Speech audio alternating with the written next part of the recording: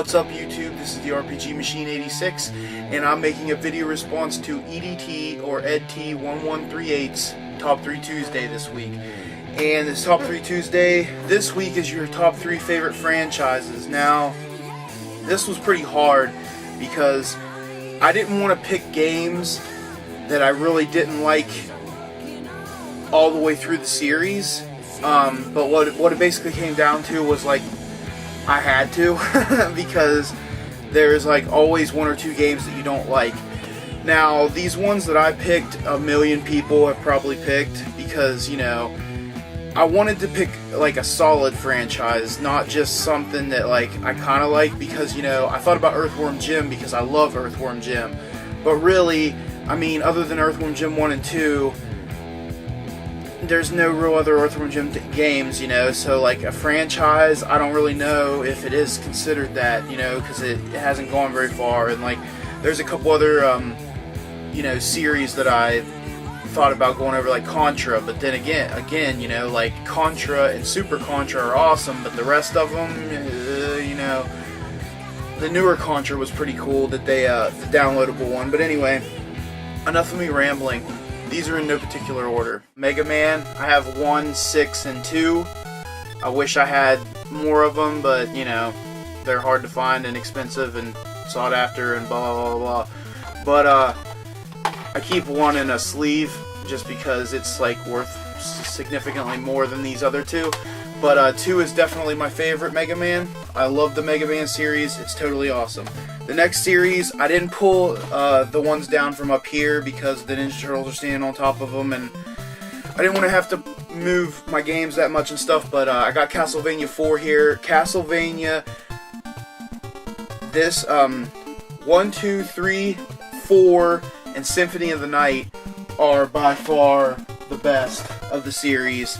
They're completely and totally awesome. Castlevania is meant to be 2D. That being said, I know there are 3D ones. I have never played the 64 ones. Well, I played the first 64 one, but not the second one. The first one was terrible. The second one looks terrible. I have the 2 versions of Castlevania on the PlayStation 2. What I have to say about that is Lament of Innocence is an okay game, but it's not Castlevania. Same with Curse of Darkness. Curse of Darkness is a better game, but still not Castlevania. And the one that they have for the new gens, it's a good game, but it's not Castlevania. Castlevania is 2D scrolling, you know, whipping the shit out of zombies and Draculas and Medusa heads and, you know, everything that you could think of that's evil or monster. That's what these games are. They're awesome at their core like that. That being said, you know, Despair of Harmony or whatever, the newer one that's a downloadable one, it is a 2D side-scroller like these, so maybe it's pretty good, but I haven't played it yet. But again, Castlevania, I can't go on more and more about it. It's totally freaking awesome. Now, my next series, I love these games. I spent a lot of time playing these when I was younger. I totally love every single one of these games, and that is the Donkey Kong Country series on the Super Nintendo. If you guys have never played this series of games, do yourself a favor and please go buy these. These are amazing Super Nintendo games, and it's worth owning a Super Nintendo just to have these 3 games. I am not exaggerating in the slightest.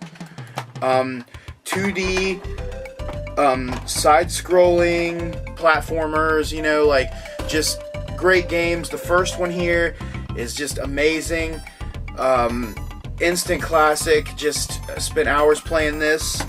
The second one is even better. If you like the first game, the second one is by far my favorite. Now, a lot of people give me crap because the first one's this classic and stuff and blah blah blah, but 2, if you play through this, listen to the music, the fact you can play as Diddy, because Diddy is the shit.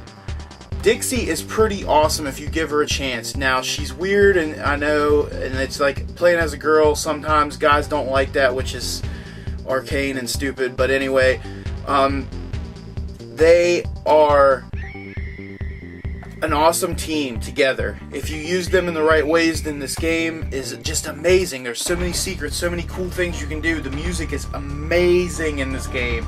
Just check this out, okay? It's awesome. Donkey Kong Country 2, Diddy Kong's Quest. Amazing. Now we come to number 3. And now I've got some mixed feelings about this game, but it is a totally awesome game. Alright.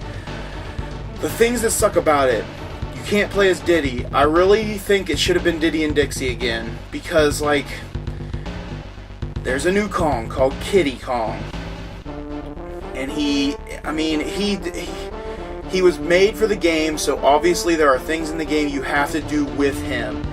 Now, if you ask me, he's just a lame-ass excuse. What they should have done is had Diddy be captured, and then have Dixie and Donkey Kong. I didn't even think about that, but that would be even cooler. Because basically he is kind of a Donkey Kong, like ripoff, only he's like a baby or whatever. If you can get past that, this is a badass game. There are more secrets in this and more like collecting things, and like that's another thing about these games. If you're really into games where you have to like collect stuff, oh my god, there's so many things you can collect. But this game has some really awesome secrets in it. Things that once you find them out and you do them, you're just like, whoa, that was so cool. Like, it's a great game if you can get past the Kiddy Kong stuff and the fact that you can't play as Diddy or Donkey Kong. I mean, Donkey Kong Country 3 is still a great game. Don't let people turn you off to it. It's still good. It's a solid series. Donkey Kong Country Returns on the Wii is also a really awesome game. I don't have it, but I have played it, and it is really great. But just a solid series. Here's another series that, again, like newer games I have mixed feelings about, but Final Fantasy 1 through 10 I enjoyed immensely. Now, did I enjoy some of those games more than other ones? Yes. You know, when I first played 6, I thought I didn't think anything would get better than Final Fantasy 6. I did not see anything being better than that. Then I played 7, and 7 like blew my mind. You know, coming from 6 to 7, like just totally, I was like, how did they do this? Like, it's such a great game. And then I played 8. And I have some mixed feelings about 8. It's just, it didn't perform as well, like, to me. It didn't capture me as much as the other ones. It didn't get me locked into the story, which is the main thing about Final Fantasies to me, is, like, the stories. Number 9 totally recaptured me in that way. Like, after playing 8 and thinking, you know, it was alright, once I played 9, I was like, oh, dude, totally got me back into it. And then 10...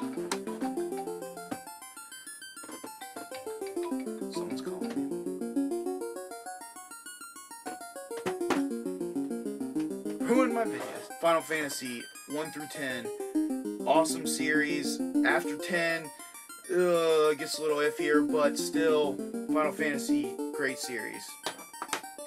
And those are some of my favorite franchises. I hope you guys liked it. I'll see you next time. Peace. So real quick, I wanted to show you guys what I did for my middle supports, because Ed asked me about it, and I thought I'd just throw it in this video since it's a response to one of his videos. I took his normal design of just a 2x4 with 1x2s and ran with it, but I needed some support in the middle, so what I did was I cut a 2x4 and then I just connected this L bracket to the wall and to the board, and then I screwed through the front, and it works great. The only problem is with this one, the one that I did on the Genesis shelf here, as you can see, I put the board up a little too much so the games don't sit level, but I'm just going to sand that down and then that'll be fine. But yeah, that's what I did. Very cheap, very easy.